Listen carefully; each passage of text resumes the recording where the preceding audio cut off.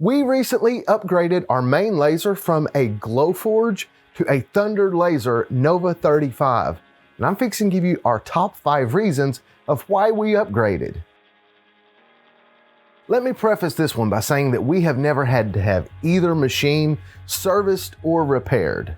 However, if you have to have anything fixed on this Glowforge, you pretty much have to box it up in its original box and ship it back to Glowforge. And this is a big deal, especially when your laser tube eventually meets its life expectancy and burns out. You can buy some small replacement parts like lenses, mirrors, and some cables, but beyond that, you have to send it back. With Thunder, you can basically replace everything in here easily.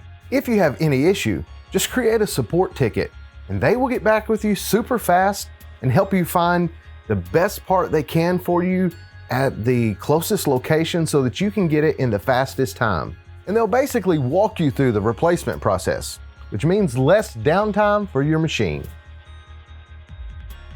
This is the Glowforge Plus model. It has a 40-watt laser tube in it.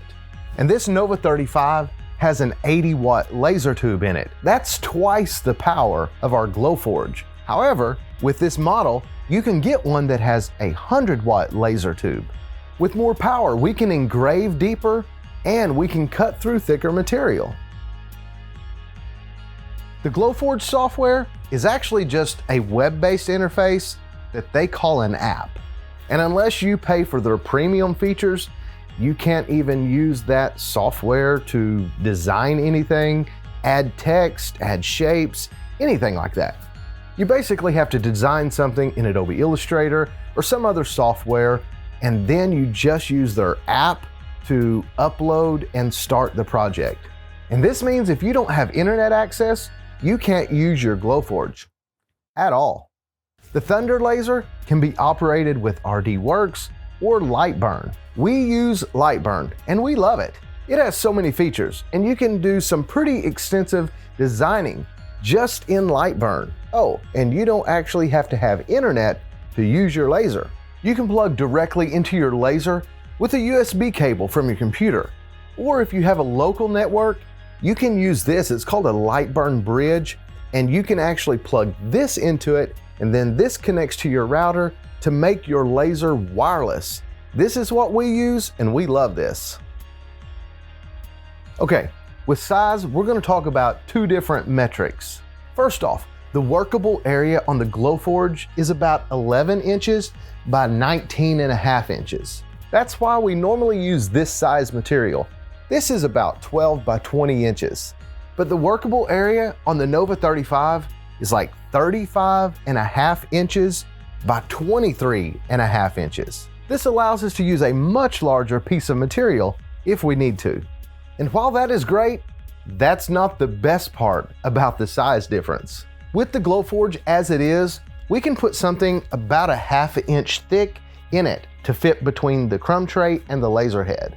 If we remove the crumb tray out of the Glowforge, we can put something up to like 2 inches thick in it.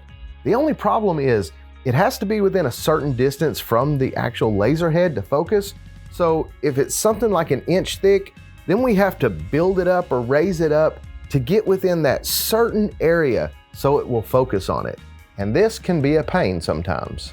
With the Nova 35, the bed and the tray actually move up and down. With the bed lowered all the way down, we can put something about 9 inches thick in it. This allows us to use a rotary and engrave on tumblers, which was something that we really wanted to do. However, it doesn't stop there. We could actually remove the tray and we can gain like another inch or so by just putting something directly on the rails. But wait, there's more. But wait, there's more. If we had to, we could remove the bed and the rails. That would allow us to put something like 13 inches thick in it. That's pretty awesome. Don't get me wrong, the Glowforge isn't a bad machine. It's what got us started with our laser engraving business. In fact, we still use our Glowforge multiple times a week for a specific type of job, and I'll tell you more about that in just a minute. But first off, let's move to the #1 reason why we upgraded. This is where things get a little tricky. The Glowforge will go up to 1,000 speed. but that's just a number. It's not 1,000 millimeters per second, not even close. It's just 1,000. With the Thunder laser, use millimeters per second as a unit of measure for speed. That makes more sense. So with the Thunder laser, we can actually adjust or speed up our engraves to like 1,000 millimeters per second. Now I know that there's some factors like ramp up time and stuff like that that may not get you a full true 1,000 millimeters per second, but here is what we do know. On pretty much everything that we engrave, we can engrave it at like 2 to 3 times faster on our Thunder laser than we can our Glowforge. And time is money, or so they say. How about in a later video, we actually do a side-by-side speed test of both of those machines with the exact same file. Hit that like button if you'd like to see that happen. Remember me telling you that we still use this Glowforge weekly? Well, here's what we use it for. We do several photo engraves, and we have found out that our photo engraves actually turn out a little bit better on this Glowforge than it does on our Nova 35. It is a slow process, however, they turn out a little bit better. So we'll just let a photo engrave run on that Glowforge while we put our Thunder laser to work on other things. So it's a win-win situation. I will say that Thunder offered me a discount on my machine in exchange for a series of videos. However, these are all my opinions. This video isn't sponsored by Thunder. They don't see it before I publish it. This is my true thoughts about both of these machines.